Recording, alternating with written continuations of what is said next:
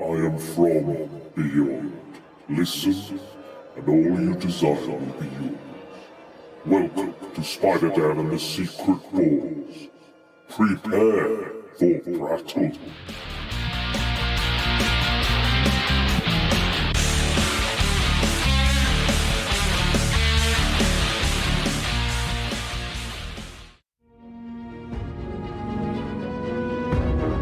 Puny Pod. Welcome to Prattle World. I am your host, the ever-amazing, ever-spectacular Spider-Dan, and in this podcast, I spotlight entertainment's best-kept secrets that a mainstream audience may find boring. And welcome to a very special episode of Blossom here today. I'm back. It's been a little while. I had a few things going on. I do apologise if you were anxiously waiting for the next episode. I've been a little busy. It's been my birthday, so gave myself a little bit of time off. And this episode is kind of inspired by a couple of things that have been going on in my life. My granddad, unfortunately, passed away quite recently. And I've kind of been thinking about kind of mortality recently, and the discussion of Avengers Endgame coming up as well, and the possibility we might see some characters die. I really enjoyed the Jack and the Geek Sort podcast about that. I really got into that. But yeah, and I also was reminded that one of our kind of fellow kind of Twitterati people passed away last year, Power Science. Lovely guy, amazing kind of contributor to Twitter and the podcast, and took in various opinions. Like he would read my articles from Nerdify and take on board things I said. Go out and buy books. Wonderful guy.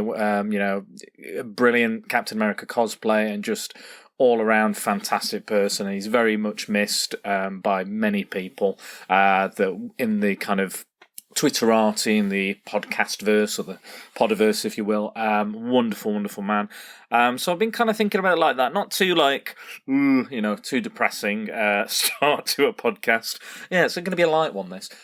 So I decided that I wanted to look at one of my favourite comics from a few years ago that really got to me, really kind of touched me in an appropriate way, in the nice way, in an emotional way. And it's Captain America.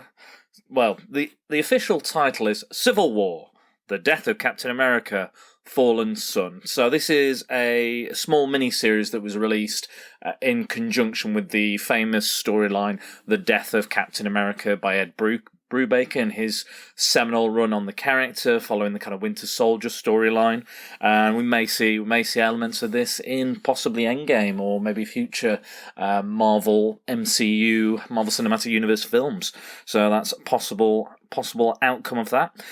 So it was originally, Marvel have these kind of creative summits, kind of just to decide what's going to go on in the years ahead. So they're talking about storylines from probably 2 years down the line, and they have to kind of build up to that, or what they're currently writing, or where they want this character to go, and how that might link into what another character is doing, or another writer and artist are doing on another book.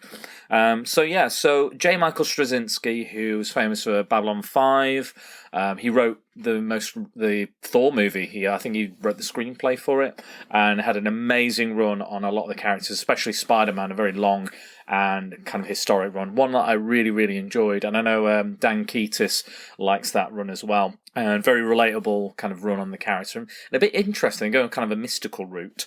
But yeah, he suggested the idea that this miniseries should have 5 issues, should focus on a different character, and all issues are covering the 5 stages of grief. So we have, for example, denial, anger, bargaining, depression, and finally acceptance. So naturally, I'm not sure who came up with it off the top of my head, but obviously it's some psychologists or psychoanalysts. I think it was a team of 2 of them, I believe, but the names escape me right now. So yeah, so they kind of each character goes through a different stage. My one criticism of this book is it all seems to happen pretty much over a couple of days. They do seem to get through their stages quite quickly, and I think, personally, recently I struggled with getting past a couple of them. May have got myself in a little bit of trouble at work, but it's all good. It's all good. I ironed it all out. But yeah, it's an interesting idea. And Jeff Loeb, who's famous for doing a lot of the Marvel TV stuff, he's kind of the producer of most of the Marvel TV programs, for better or for worse. And he's one of my favourite writers. Wrote Batman: The Long Halloween, and various other all the kind of colour books that they did. SpiderMan Blue, Daredevil Yellow, Hulk Grey, all really, really good stories, seminal reels, with Tim Sale on the most part for the art. So Jeff Loeb felt that he jumped to the chance to do that book, and sadly his son passed away from cancer not long before, and he thought he could use this book as a way to work through those kind of issues that he was having, work through those stages that he may have still been going through. He even wrote Sam was the name of his son, and I believe when he created a new Nova, he named that character after his son, because that character was known as Sam Alexander. So he said he wants to kind of tackle it and approach in an interesting and in his own way. So this is not to take away from, and this doesn't distract from the storyline, the death of Captain America. That is a totally different, it's not different. It's kind of running alongside that storyline. That has that's great as well. I highly recommend that. Do read both. But that one's more like the action adventure, and the death kind of is catalyst for that storyline. But for this one, it does focus on the legacy of Captain America and what he meant to people, what he meant to the wider Marvel universe, which has a huge impact, obviously, and who he was affected so many of these characters, and that's what this book is about. So I kind of see. I kind of relate to. There are parallels to other famous storylines, so I consider this kind of the Marvel's the death of Captain America parallels to me the death of Superman in DC Comics, and then again that's kind of like the main death happens in those storylines, but the more emotional kind of hard-hitting storyline are the following storylines. So A World Without Superman, or The World Without Superman, is absolutely heart-wrenching, and that's where the real heart of the story is.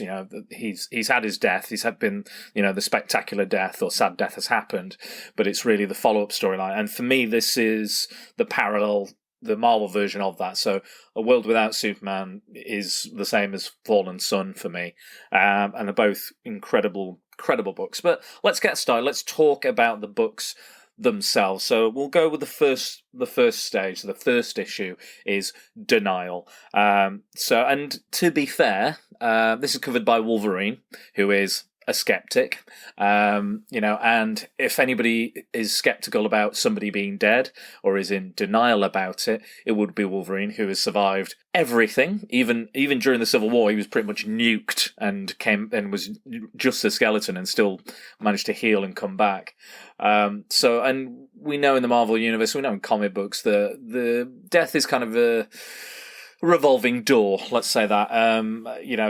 They're either brought back, or it wasn't really them. They were an LMD, a life model decoy, or they were a Skrull, or didn't really happen. It was an illusion. So this is quite I think this, Wolverine is, again, very skeptic. He talks to the Winter Soldier about it at the start of the book, and he's like, I saw it happen, I was there, it definitely happened, I know what I saw. But again, Wolverine's quite skeptical, and he even asks, so Wolverine wants proof that Cap is dead, 100% dead. He wants to see the body, he wants to smell it, he wants to, use those enhanced senses of his to kind of, figure out whether this is a lie, a clone, or, you name it. Various reasons why comic book characters are resurrected and how they're resurrected.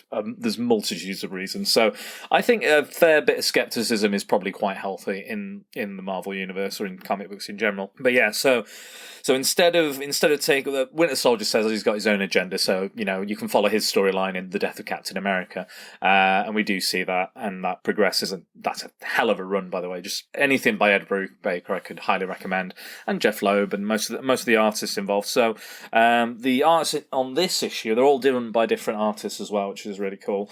So I think I'm pronouncing this right. It's Lionel Francis Yu, and I really like his kind of gritty, grim kind of art style. He did some stuff on New Avengers and Indestructible Hulk. Loads of really good stuff. Very unique style. It kind of fits with Wolverine. I think he's got a great cover for this as well. He's kind of Wolverine's got his claws out. He's got bullet holes ripping through him. So. Instead of taking Winter Soldier, Wolverine decides to take Daredevil instead, because he also has super senses and he can kind of corroborate the testimony of Wolverine. So they use a kind of Doctor Strange puts a spell on them and they're able to get into the Shield helicarrier. So again, this is during the Civil War, so some of the superheroes are working outside of the law, and Tony Stark, Iron Man, is going after them. That's it's a very famous storyline and made into a film, but obviously not about the same subject, but very very similar themes. So he takes Daredevil. And they're going to identify the body, but they take a quick detour and they go to interrogate one of the shooters of Captain America, who was Crossbones, who you've seen in many of the Marvel movies, 2 or 3 of the Captain America movies. And he goes to Crossbones. He's like, we're going to interrogate, and Daredevil's like, we're not here for that. We need to see the body. We need to.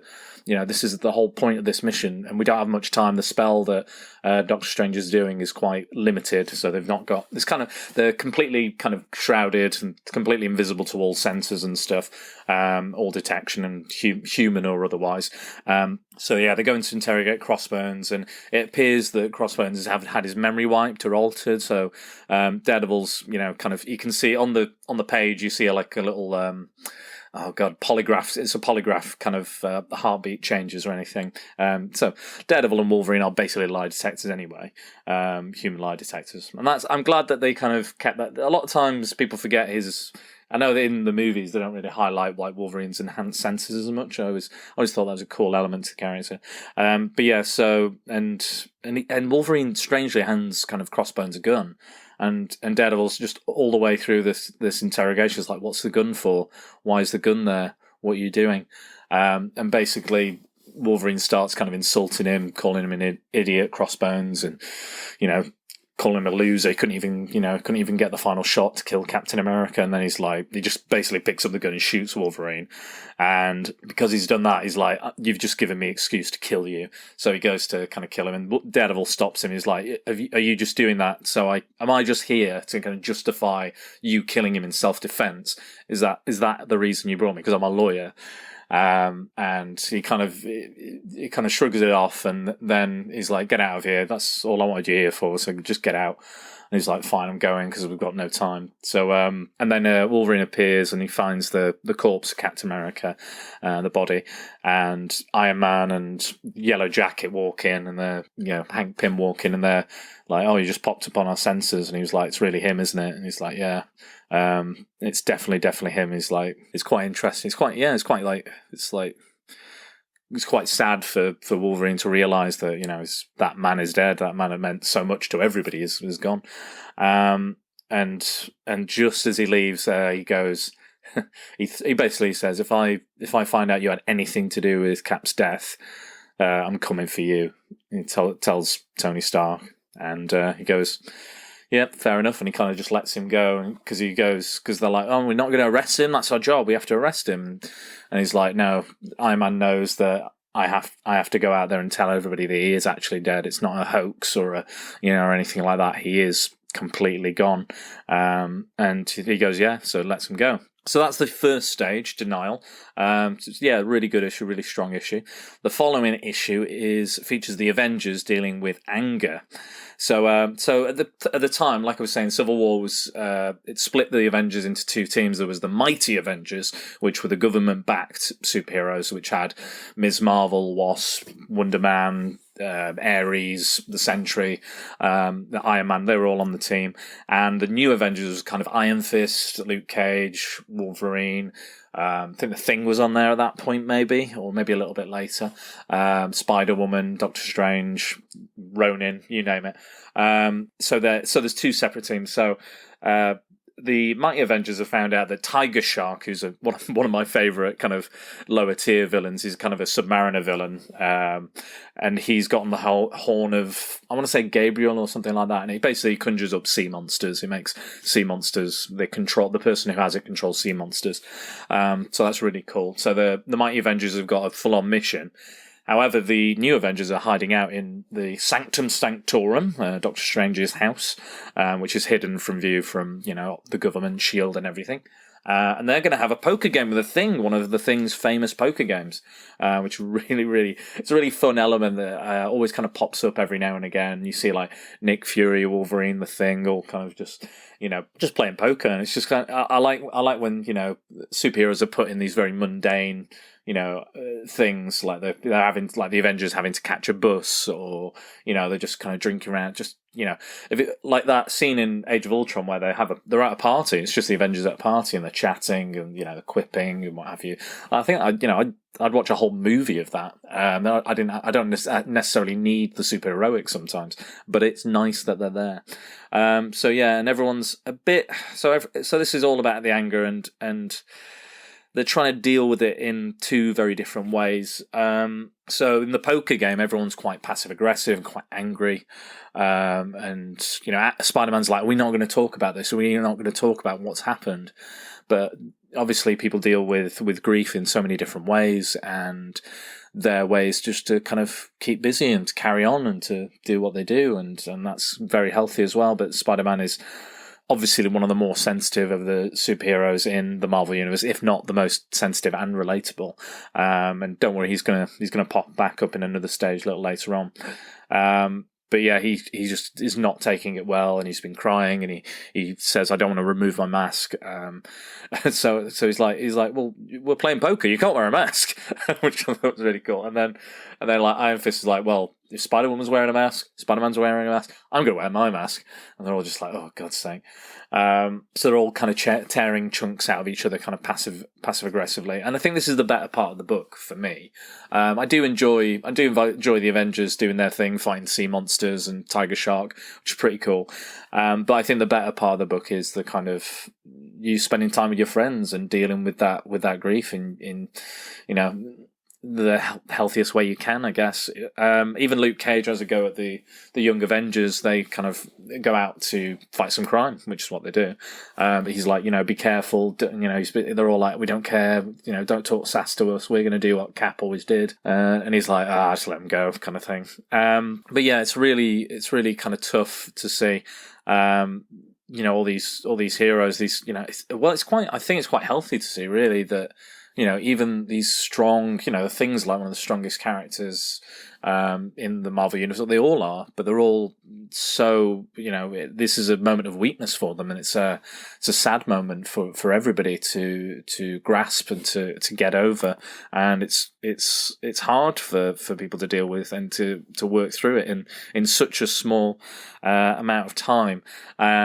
So yeah, it's a really cool little issue, and obviously the other side of it, the other side of the story, the Mighty Avengers are kind of kicking the ass of the kind of the Tiger Shark, isn't it? Tiger Shark and all the sea monsters, and Ms. Marvel like just absolutely tears into Tiger Shark, and the only person that stops her is Namor, the Submariner, comes out, and he's the poster boy for anger issues. He comes out and goes, "You almost killed him. That's way too much." They question what they're doing, because they're like, oh my God, yeah, maybe I just took all this anger out on the wrong person, not the wrong person, but a little too much, went a bit too heavy. This issue is drawn by Ed McGuinness, and he has a kind of a little soft spot for Tiger Shark, just like myself.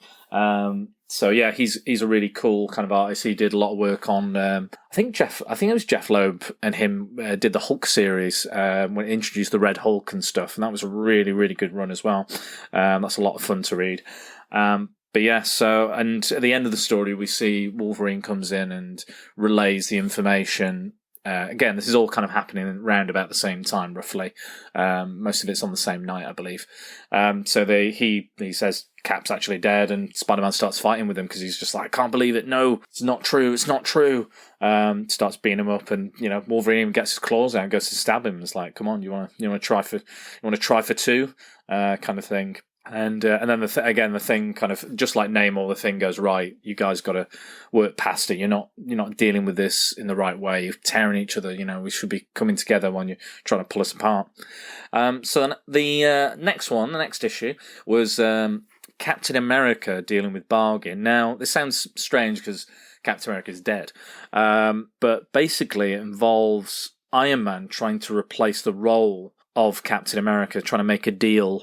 And trying to get his friend back in some way, trying to make himself feel better by doing that. So that's the bargaining aspect of this issue.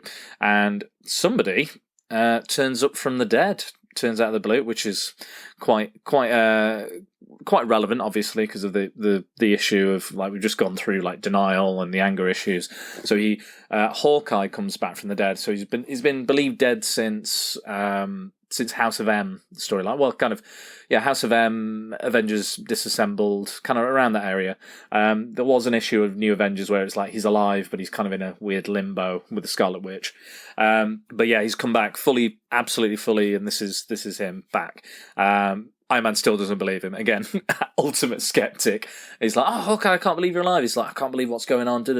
He's like, yeah. Oh, it's so good to see you. And then knocks him out. And then he goes and kind of gives him a battery of tests at S.H.I.E.L.D. So he's like, is he a Skrull? He's a clone? He's a robot? He's like, it's a perfect clone if it is, because it's definitely him.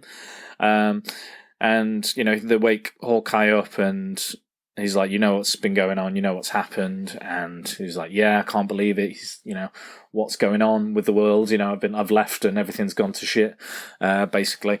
And he goes, come with me, and basically he shows Hawkeye the original shield, Cap's shield. He says there's a fake one in the Smithsonian, there's going to be a fake one in the casket, but this is the real article, this is the real thing. And he basically tells Hawkeye to take it for a test drive. And he's basically thrown the shield on the top of the helicarrier, and he's managed to catch it and do the stuff that Cap could always do with the shield. But he turns around and says, "Oh, it feels like I'm cheating on my with my best friend's girl or something." And Tony's like, "Why are you smiling?" He's like, "I've got my helmet on. How can you tell I'm smiling? Because I know it's you." And he's like, 75 S.H.I.E.L.D. agents tried doing that, and 53 in the hospital, and the rest, there's a reason I wore the helmet. So it's like nobody can actually throw the shield with any accuracy or do it the way Cap did, but Hawkeye can. And he offers him to become Captain America, the new Captain America. And this is not the first time Captain America has been replaced. There's like, oh god, we must be up to like 10 Captain Americas by now. Even ones, just after the war and stuff. So Hawkeye begrudgingly kind of accepts that responsibility and thinks he's doing the good thing, thinks he's doing the right thing. And we see the Young Avengers who left the Avengers Mansion in the second issue, and the anger issue, and they're basically they've found a supervillain who's trying to steal from a gas station. He's Firebrand, who's kind of one of Iron Man's minor rogues, and they managed to take him out. And Tony Stark and Hawkeye are just watching, and they're like, no, just wait. And he's like, what are you doing? He's like, we should help them. He's like, no, just wait. They knock out Firebrand, they beat him, and they're like, right, let's call the cops. And then Tony comes down, Iron Man comes down, and he's like, right, you're going to be arrested. And they're like, what? And they're like, so they run up, they kind of use an Hawk. So the Young Avengers, I don't know if I mentioned that, it's Patriot and the Kate Bishop, who was at the time known as Hawkeye. Still is. So she's the new Hawkeye, and that's who, he's like, Clint Barton Hawkeye asks, who is that? And they're like, it's Patriot and Hawkeye. He's like, what? So he stops the Young Avengers from escaping, and they're confronting. He confronts them, and Patriot says, who are you? And you better not say you're Captain America, because that's, bullshit. So he does that, and basically Kate Bishop Hawkeye confront. This is the first time they ever meet as well, and they go on to have an interesting kind of friendship in the future comics, and especially during the I want to say Matt Fraction. Is it Matt Fraction run? Yeah, we'll say Matt Fraction. But really, really cool relationship they start, and it starts here, and she doesn't even know really that it's him. She says, that I never dressed up as Hawkeye. I never played pretend as Hawkeye. That's what you're doing. You're pretending to be Captain America. You're not your own person. I'm carrying on that legacy, but I'm not Hawkeye. She even makes a joke. She's like, even when he wore the headband and the skirt, and that was a look in the kind of early 70s that he had, which, he didn't have any leggings on or anything. It was just like a skirt and a headband. It's not a good look. So yeah, he got rid of that pretty sharpish. But yeah, so she basically says you shouldn't be doing this. This is not, she's like, well, he's like, well, you're stealing the name Hawkeye. And she goes, no, Captain America gave me this name in honor of Hawkeye. And again, that I'm respecting that, but I'm doing my own thing. I dress my own way, but I am carrying on that name and that legacy, but I am still my own person. But that's not what you're doing. So then Hawkeye, the Clint Barton Hawkeye, turns around and says to Iron Man, he's like, I'm not letting you take these kids into custody, and they run away. And, Hawkeye's like, I don't care. You can take all this. He basically says, you're bargaining. You're trying to replace something that wasn't there, just to make yourself feel better. And he's right. And he kind of leaves the shield, leaves the mask, and he's like, I'm going to have to come after you if you join up with the new Avengers, Spidey and all that. I'm going to come after you. And he's like, do what you have to do, because I'll do what I have to do. And then he leaves.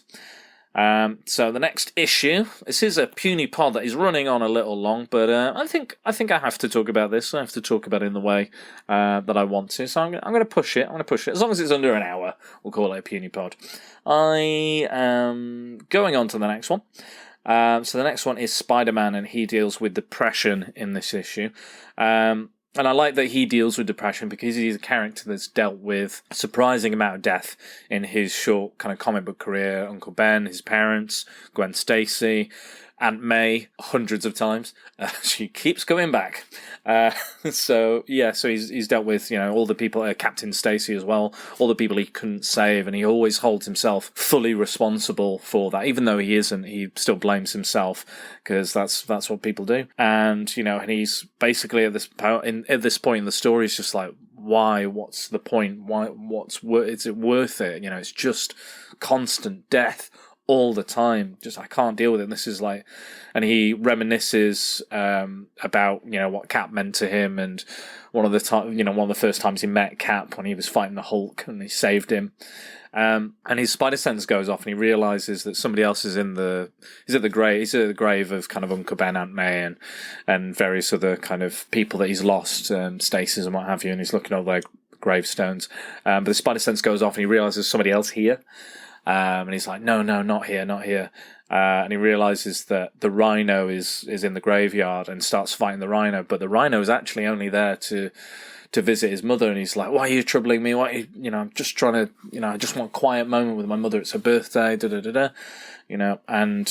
Spidey doesn't really listen at this point. He just wants to kind of take his frustration and emotions out on, the big, hard, rough, that tough hide of the Rhino. Just wants to kind of bash his brains in, and he ends up forcing the Rhino to accidentally step on his mother's grave and kind of desecrate the grave, which kind of leads into a more serious battle.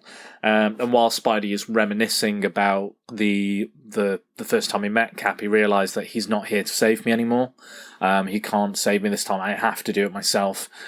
And he manages to defeat the Rhino, and then Wolverine, who said in the second issue that he wants to check and see if he's all right, kind of follows him, says, you handled that all right. And Peter's still angry with him, still doesn't want to kind of speak to him, and he's like, you have no idea what I'm going through. I have no idea what it's like. And they end up on the bridge where Gwen Stacy was thrown off, and you kind of reenacts. You see the kind of Green Goblin knocking off Gwen Stacy again off the bridge, and Wolverine describes loss in a very real and kind of like poignant way. And I'm gonna read it, actually. I've got it here.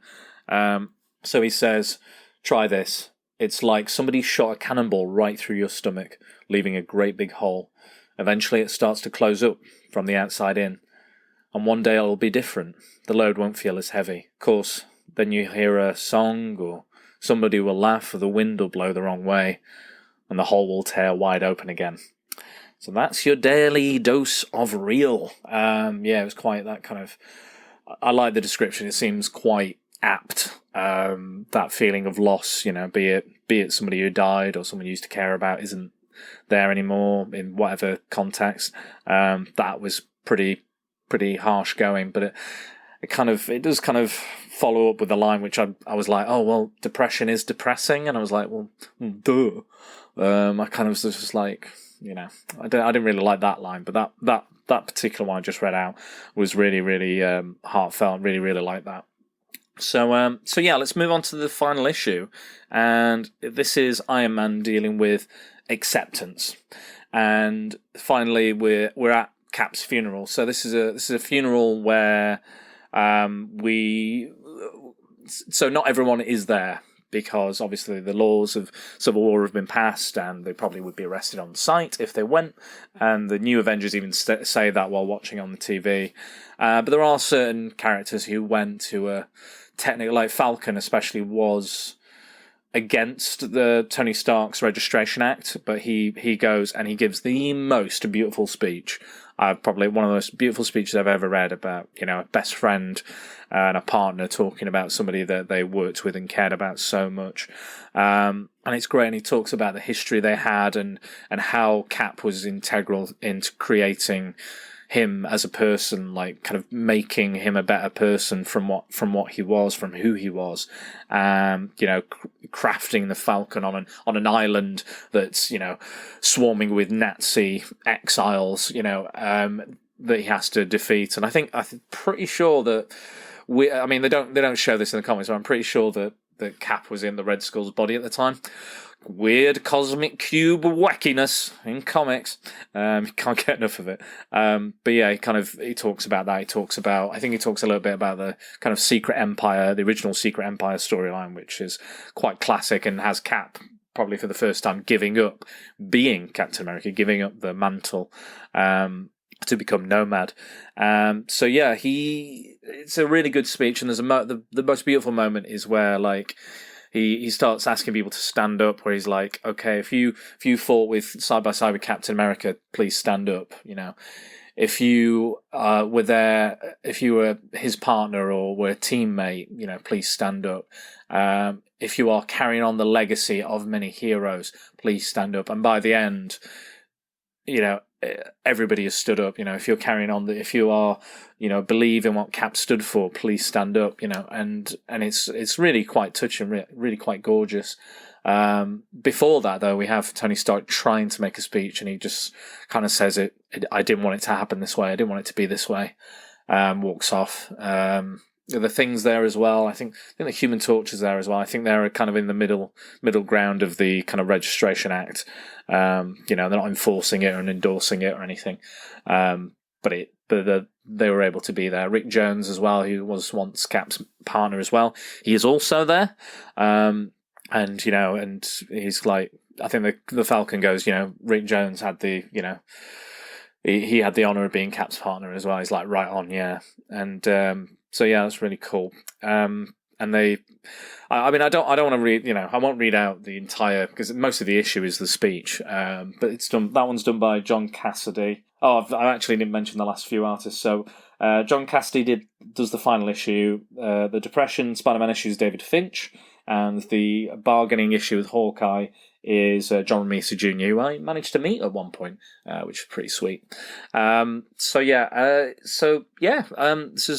a really good issue, and what happens? Iron Man actually holds a separate funeral because the shield and the body in there is either it's not in there, it's not real, it's a fake. So what they do is they go, it's all the surviving original members, apart from the Hulk, who is, a rage monster.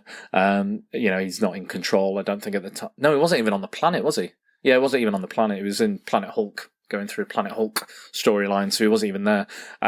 So the only original members of the Avengers are there. So it's Wasp, Janet Van Dyne, and Yellow Jacket, Hank Pym, and Iron Man, and they basically kind of commit him back to the ice where they found him in the Arctic. They, they hold a kind of mini funeral for him, and Tony Stark makes his speech that he wanted to say wanted to make at the actual funeral, but couldn't bring himself to do it. And then the Submariner, who actually rediscovered Captain America and the ice in the comics, he's obviously an old friend of Captain America, and he's like, I would only do this for him. He even says that. You realise I'm not going to waste time with you, but I'm here for him, not for you guys. So he decides to kind of commit his body to the ice in this kind of casket and takes him away. And that's how it ends. So it's a really good. Again, I don't want to spoil everything, but it's a really good kind of issue, really sensitive issue. Really touches on a lot of things that people deal with, a lot of ways of there's many ways to deal with grief, and rightly or wrongly, and you have to go through those stages effectively. I do believe that, and I think it's really well done. Again, like the only criticism is that they all go through those stages relatively quickly, which I felt is a little bit unrealistic. It's just that, and again, they could have stretched it out a bit more, but they just wanted to tie it into the other issues. I don't think you necessarily needed to. I think you could have had a couple of days between, weeks in between, but that's how he wrote it. So, but I highly recommend it. Great artwork from everybody, incredible kind of talent involved. Jeff Loeb, very good writer, and he tends to do these. It takes back to like Spider-Man Blue and Grey and Yellow all have the main protagonist writing to a loved one they've lost, or talking to a loved one they've lost. That's how they describe like how they met and their love story. And I think it does have shades of that, and I do like that. I really do like those books, especially Daredevil Yellow and Spider-Man Blue. I think they're incredible. I think they're really nice. So if you enjoyed this, I would seek them out. And really, really good. And it's really nice to be back. And I'm sorry that it's been a bit of a wait. But I've got some guests coming up. I've got some really cool episodes coming up. New things, new subject matters, new themes. So keep on. Well, not feeding your fandom, but because that was our old phrase for Nerdify. But it's been great. So where can you find me? Where can you find me? Mostly recording a lot of the time. No, mostly speaking on phones at my job. So you can find me on Facebook. If you type in the bar at the top at Secret Bores, you will find me. On Twitter, it's at Dan_Bores, and the podcast is available on Podbean, iTunes, Stitcher, Spotify, YouTube, many, many more. Please do. I'm back. Hopefully, I have one for you next week. I'm pretty sure I'll be ready for that one. So no more kind of delays and stuff. I'm back. I'm on it. I'm ready to give you loads more content. Please get involved. Please tweet, Facebook, all that other jazz. Tell me what you think of Fallen Sun if you've read it. If you haven't, please go out and read it if you get the chance. It's a beautiful, beautiful book, and I really recommend it. I'm so glad I kind of revisited it at this time. So yeah, it's been a lot of fun. But thank you for your patience and for joining me yet again. I'll see you next time. Bye-bye.